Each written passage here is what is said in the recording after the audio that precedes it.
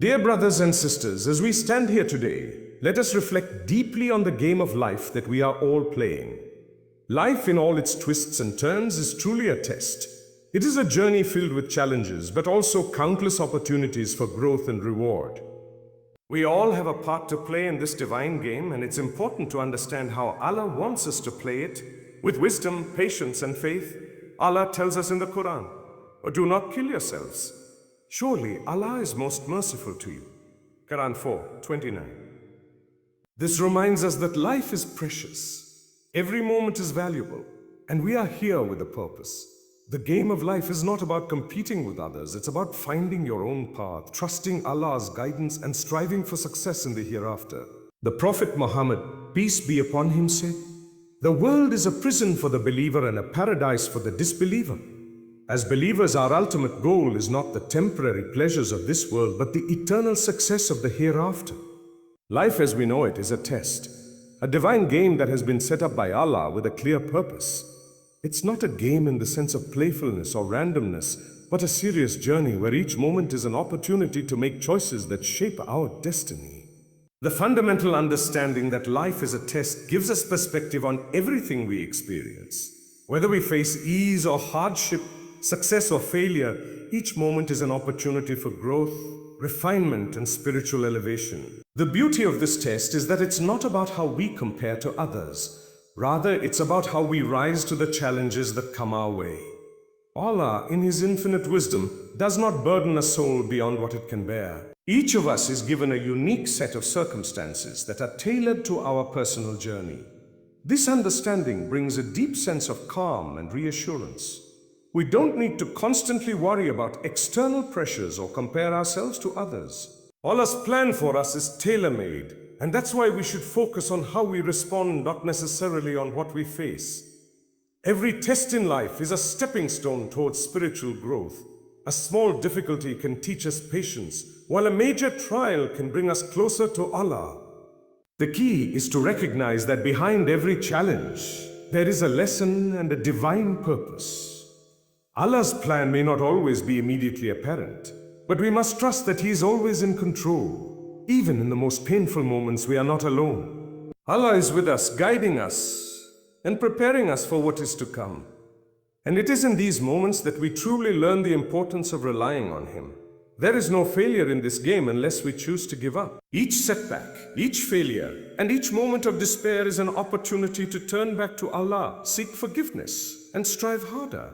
Life in this sense is not just a test of circumstances, but a test of our hearts. It's about how we maintain our faith, our trust in Allah's plan, and our commitment to our purpose, regardless of the difficulties we face.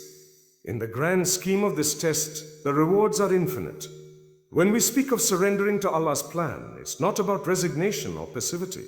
It's about recognizing that everything in this world, from the grandest events to the smallest details, is governed by Allah's will. We often forget that our plans are just aspirations, desires and intentions we strive towards.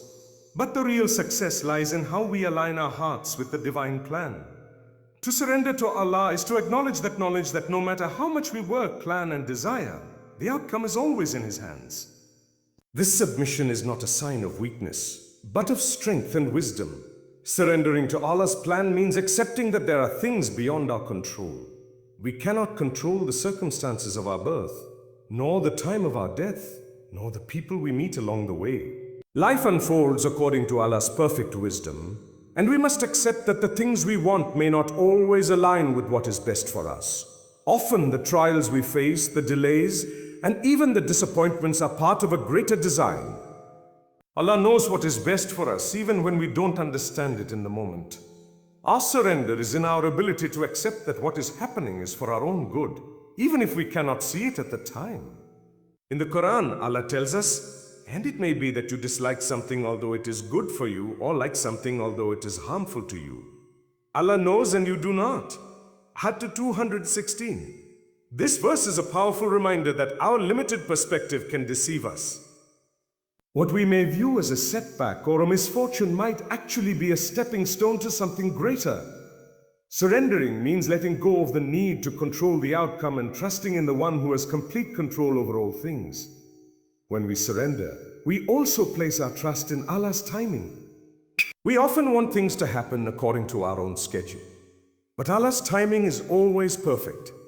Sometimes the very thing we desire requires more preparation, a lesson we need to learn, or a change in us that we cannot yet see.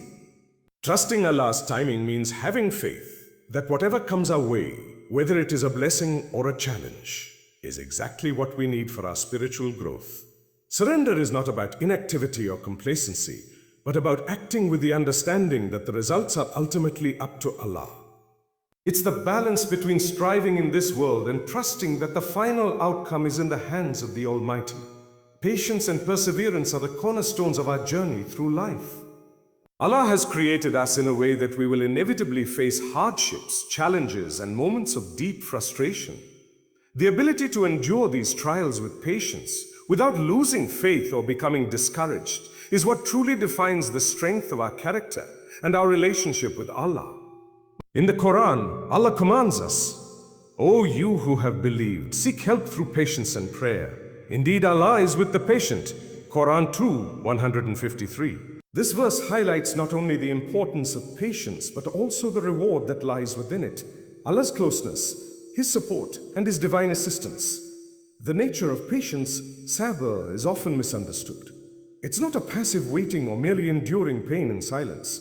True patience is an active, conscious choice to remain steadfast in the face of adversity, to continue striving for goodness, and to keep trusting in Allah's plan, even when the situation seems impossible. It's easy to be patient when everything is going well, when life is smooth and our needs are met. But true patience is tested when the world seems to fall apart around us, when everything we worked for feels like it's slipping away, or when the pain feels too heavy to bear. The stories of the prophets in the Quran are full of lessons on patience and perseverance. Take, for example, the story of Prophet Joseph. Betrayed by his own brothers, sold into slavery, wrongfully imprisoned, and separated from his family for many years, Prophet Yusuf's life seemed to be one trial after another. Yet throughout all of this, he remained patient and hopeful, always trusting that Allah would bring him through. His perseverance eventually led him to a position of power where he was able to reunite with his family and fulfill a greater purpose. Similarly, the story of Prophet Job, teaches us about patience in the face of extreme suffering. Ayub was tested with the loss of his wealth, his health, and even his children. His body was covered in sores, and his once flourishing life turned into one of unimaginable hardship. Yet he never gave up on his faith in Allah.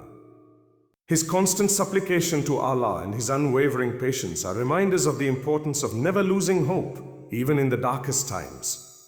Patience does not mean that we passively accept our hardships.